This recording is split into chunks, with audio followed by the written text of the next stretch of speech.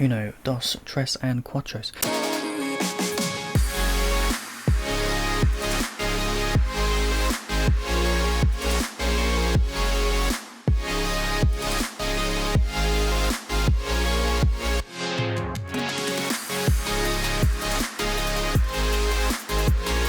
Ladies, gentlemen, boys and girls, welcome back to the channel, and if you are new here, then welcome to the channel. I'm fully aware. We finally made it, guys. We finally made it. We are over the 1,000 subscriber mark. Thank you, every single one of you. You guys are absolutely awesome. We've grown tenfold over the last couple of months, or even over the last month, and we actually hit 10,000 subs, I think, just after my birthday. So happy birthday to me, right? That's so cool. And yeah, me and my editor are thinking of a funny skit to bring to you. Something I wanted to do, which should be quite funny. At least it is to us. But yeah, we'll be posting it on the channel as soon as we can have it filmed. We're going to be filming it on the A7 III, which I am going to start using a bit more. You guys would have noticed that some of my reactions, especially some of the profile reactions, were filmed on the A7 III camera, which is my 4K camera, which I sometimes use. It's just so much easier in post with the webcam. It's more of a laziness thing. But I need to get what they call a Atomos, because currently that camera will only record for up to 30 minutes, whilst the Atomos allows it to record up to an hour and has an internal like 1 terabyte hard drive, which is awesome. But yeah, that's not what we're here for, really. Why do you care about my camera? You don't. Malachi, you put this in the reaction suggestions on our Discord, which, by the way, guys, if you haven't joined, there's the link. Join our Discord. You can interact with me. You can talk with other Warframe peoples. Come and have a fun time. You can also obviously suggest reactions. And the reason I recommend that is because I know a lot of you do link me to videos and reactions on my YouTube channel, so on like in the comments. Sometimes I see them, sometimes I don't, simply because YouTube holds them for review to make sure it's not a bot or like a rude link from like one of those bots. I'm sure you've seen them. So if you do put a link in the comments, make sure to write a couple of paragraphs so YouTube know you're actually genuine, because if you just put sort of the link and then something like react to this or react please or something like that, YouTube will just fuck it off. Okay, so I won't even see it. But right, here we go. So you should react to this lore entries from Albrecht Entrati, the father of Mother in Deimos. I think you would find it interesting. It sounds interesting, and it's from StallorD. StallorD. We've reacted to some of StallorD's videos in the past, mostly to do with lore, I think. Now, what exactly this is about, I'm not too sure, but hey, there it is, right there. The memoirs of Albrecht Entrati regarding his first successful journey in crossing over into the void, rewarded for reaching max rank with both Heart of Deimos syndicates, the Entrati and the Necroloid. Is this a bit of a spoiler for me? Maybe a tiny bit. But I think it's more just to do with lore, right? Which we love. We love lore here, so we gotta watch it. We gotta react to it. And by the time I actually unlock this, I will be 85 years old. So let's get straight into this. Going by, I think, the first few seconds that I saw, it's modelled after some of the. Is it the Sacrifice quest where you have a similar art style? I'm pretty sure it is, where Ballast is talking over it. But enough of the chatting, let's get straight into this. Warframe all Albrecht Entrati Requiem lore dialogue. Zata. Truth. It began long before us. We who now live our perfect and dull, endless lives. It began long before these moon palaces and body markets hurling around our golden sun. It began long before our light coil thinkers, our radiation wars, our oil smoke. It began with us, the continuity and its twin, wanderlust. The need for unseen shores deep in our marrow. No judge, jester, queen, or king can escape this old blood. We are nomads, eternal. And when no ocean, mountain, or sky could contain us, our gaze hungered starward. Afar, they mocked us with their brittle light, winking and jeering like dangling iotons, forever out of reach, illuminating the truth. Immortal as we are, we die with the sun. That's where I come in. Jahu, form. My departure was a day less than any other. When I stepped inside the bell, I saw no crowd through its glass, no skeptical onlookers, no regal send-off. They all had given... Voice acting on this is on point. Absolutely on point. Similar to Ballas. Like, he's a great person for profiles and trailers, but whoever is voicing this is, yeah, I would say on that same level. Up on me and my paradoxical formulations. The wasted years had all shown the void to be just that. Nothing. No energy. No entanglement. No form. To spacefaring ambitions, a dead end. On the day, my laboratory was mostly vacant of witnesses, most of all of expectation. Only my sluggish attendants, my sagacious Kavat, Deimos, and of course my daughter. I had raised her alone, but with inconsistent vigor.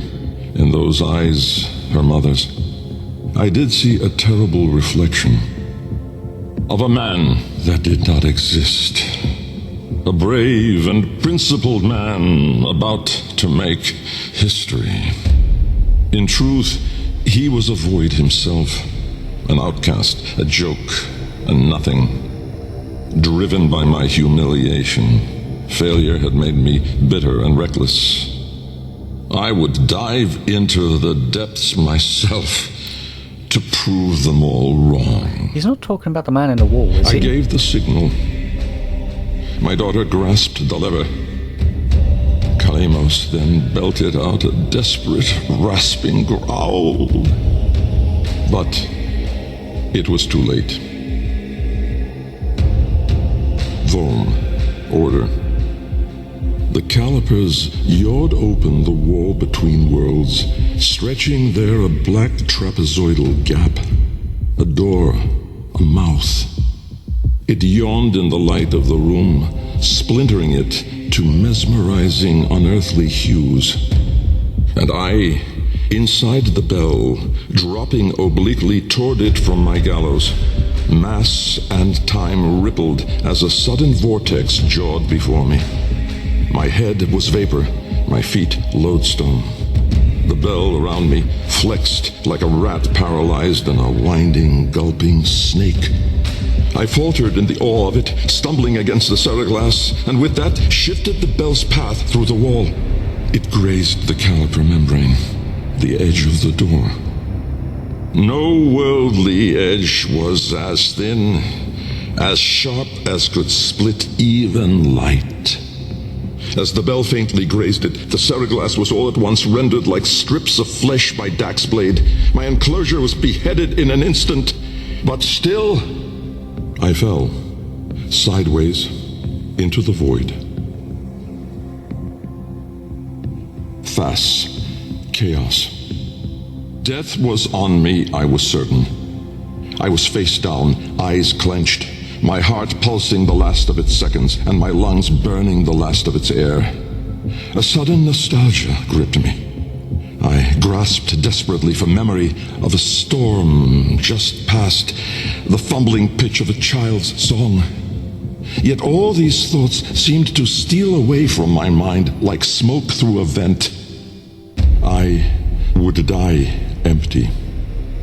I then became aware of another sensation, physical, a web of pain, needles itching into my arm.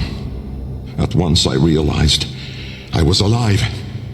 Laying in the bell's shattered seroglass, I groped the ground, warm stone, the floor of my laboratory. So, I had never left. And so, I had failed. Again.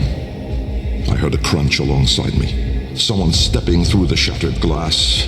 With great shame, I gasped and rose my head to face my daughter above me.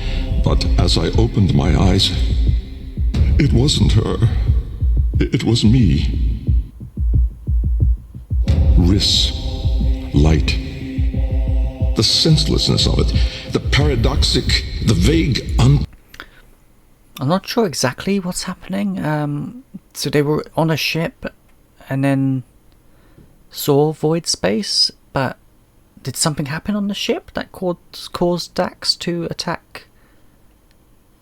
Not necessarily him, but his men? Or turn on his men? Was it some kind of sabotage or something from within? If I'm getting that right, I very much just heard that, you know, the beheading of Dax Blade and Dax Steel, this, that and the other. And then he fell from the ship through that open door into the void. Or was it the void that made the Dax mad? I think that's kind of what I'm getting from it. And then he's now currently obviously in the void. He thought he was dying, but he's now changing. He's seeing things. He's illusions, maybe? I don't know. time form. I was alone, but not, for I stood there confronted by myself, a twin but no brother, a reflection but with dimension. Behind him, no horizon but a vast broiling sea of caustic light pierced at random by black-pinned stars, and closer, around me, a gale of flowing vapor, profane in color, billowing relentlessly into the nascent lack. This is gorgeous, by the way. These colors, amazing. Seeking all directions, I was standing on a precipice of familiar stone, jagged and unanchored as though cleaved directly from the very floor of my laboratory. I wondered at the vapor's path, smoking outward more, leaving behind now the walls, the filigree gold, the rare cuts of marble from my home. I knew at once the vapor's source.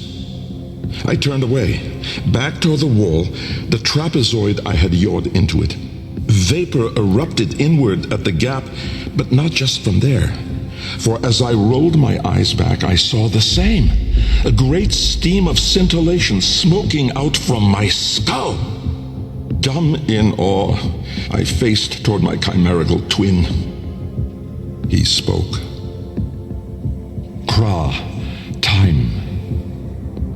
An old name, unspoken in the centuries since my mother reared me. A soft hiss, soothing as a viper's gaze. Little Bengal. The other me reached out, offering his hand, gliding toward me without moving, as though the distance between us was now collapsing. A confusion, most euphoric, filled my mind. With the shred of wit that remained, I decided that I should run for my life. At once, crazed and frantic, I fled. But I made no forward progress. Instead, the world compressed evermore around me, as though I were an anchor pulling the shore to reach. When I arrived at the door, or rather, the door arrived at me, I howled, hurling myself inside, out. And then and there I was, lost and unlost, howling on the floor in harmony with my wretched Deimos, lacerated in flesh and heart, scattered as the bell glass, spilling blood and stomach on the cold stone floor. But I sensed the other there, at the wall's breach behind me, reaching still. I screamed, but my voice was gone. Forever. I looked, but my eyes would never see again. I swept my fist across the floor, snatching broken shards, and in gripping tightly, I filled my hands with ink. Close it, I wrote. Close it. Decay. Time, to us, is all but conquered. Our sacred kuva moves us on to new skin. We numb to our daily, yearly trifles, and remedy those memories that bring lasting misery. With all our misdeeds, our excess, our indignity, we are haunted by nothing. But not for me, for with each passing day, there grew within a tumorous idea. It was minute in those early days, the pale reaching digits severed on the floor, studied with reverence, with greed. And it swelled larger in the latter days, the regal domes, the rail dedications, the unholy Zariman parade. I had put the stars within reach, but at what cost? I never spoke of him, that man trapped in the wall. The unholy Zariman parade. Now the Zariman is obviously the ship where the Tenno were created, or, you know, take that as you will. I don't know what that means. The Zariman parade. Can we go back and listen to that? Also, I'm very aware that I'll just pause this at the most silly point because I think he's about to talk about the man in the wall. The pale reaching digits severed on the floor. Pale reaching digits, so his fingers? We are haunted by nothing. But not from me. For with each passing day, there grew within a tumorous idea. It was minute in those early days, the pale reaching digits severed on the floor, studied with reverence, with greed. And it swelled larger in the latter days, the regal domes, the rail dedications, the unholy Zariman parade. I don't think he is just talking about the Zariman parade. He's talking about a bunch of events, but I can't quite piece it together. You guys are going to be a lot better than this than I am. But yeah, let's get onto the man in the wall by the sounds of it. I had put the stars within reach, but at what cost? I never spoke of him, that man trapped in the wall. And while there have been countless souls who have followed me through with their light skippers and field wave skins and very-eyed instruments... The twin is the man in the wall, right? Because the twin is a reflection of himself. And in our orbiter, when we've had the Hey Kiddo stuff, it's our Tenno. The man in the wall has taken our form and has latched onto us now, but in the past it latched onto Albrecht Entrati, or at least he stumbled upon him. I think. And while there have been countless souls who have followed me through with their light skippers and field wave skins and very-eyed instruments, not a single one ever saw him. Me. And so it is that I will not take the Kuva now, or ever again. This is the last skin I'm in. Because of this idea, that I cannot be sure that in all that smoked commotion, in all that panic and fear, in that bending light and blinding dark, was it I who escaped? Or the other? Lok, void. From brooding gulfs are we beheld by that which bears no name. Its heralds are the stars it fells, the sky and earth aflame. Corporeal laws are unwrit as suns and love retreat.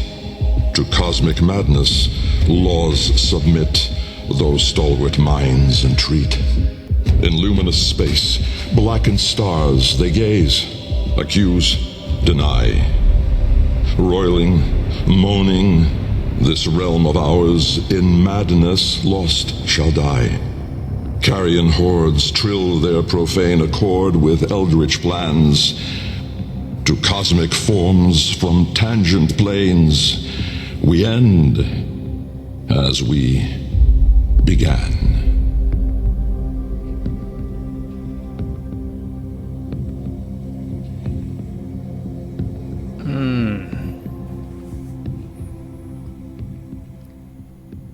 Okay, I mean, fuck. That was incredible. I can't say I understand all of it, or maybe not any of it. But I tried. I think I put in some good points. You'll have to let me know in the comments. I love seeing your comments, by the way. I'm sure you already know that. But, by the sounds of it, they flew too close to the void. I don't know if they were out to look for the void or not. But, somehow they got to the void. he looked at the void and became mesmerized by it out this door, out this trapoid. What did he say? Trioid? Tripod? The sort of weird rectangular shape that isn't quite a rectangle. And ended up, or his men ended up, his guards, his Dax guards ended up slaying his men and attacking everyone on board. I guess they went mad from the void, I think. And he was thrown from the ship, and that's when he came across the man in the wall, aka himself, a reflection of himself that was fully movable, was interacting with him. I think there's a lot more to this than I understand, and that I can explain, because you guys are going to be so much better than at this than me. So yeah, let me know in the comments what you think's gone on, or what this is genuinely all about. I'd love to see your comments about this. This is cool, and I love the entire sequence. The whole thing is absolutely insane. The voice acting, the music, this artwork, everything is so cool about it. I love shit like this. I really, really do. Anyway guys, thank you so much for watching. I hope you have enjoyed this reaction to the Entrati Requiem lore dialogue. I like this. I really like this. I really, really like this. You know, because we've been reacting to the Rahatalius's development reports over the last week or so, I think he uses the same music, or at least in the ones that we've seen, he's used the same music. In this, it's nice to hear different Warframe music. I know it's not by Rahatalius, by the way, but it's nice to hear different music. But this is crazy. This is crazy. Thank you so much for watching, guys. As I say, I hope you have enjoyed. And once again, this is a rarity. Thank you so much for the 1,000 subs. I could not do this without you guys, so thank you. Every single one of you is awesome.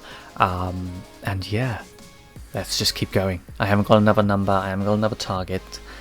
I'm still waiting for that community tab, which will be cool, because once I have the community tab, you guys can actually vote on the channel for what reactions you want to see, or I can open up a discussion there, which will be really, really cool. But yeah, I'm looking forward to it. Good times ahead. Really good times. Thank you so much for watching, guys. I appreciate all of you. Do comment. I love seeing them. And yeah, I will see you in the next one. Take care. Bye bye.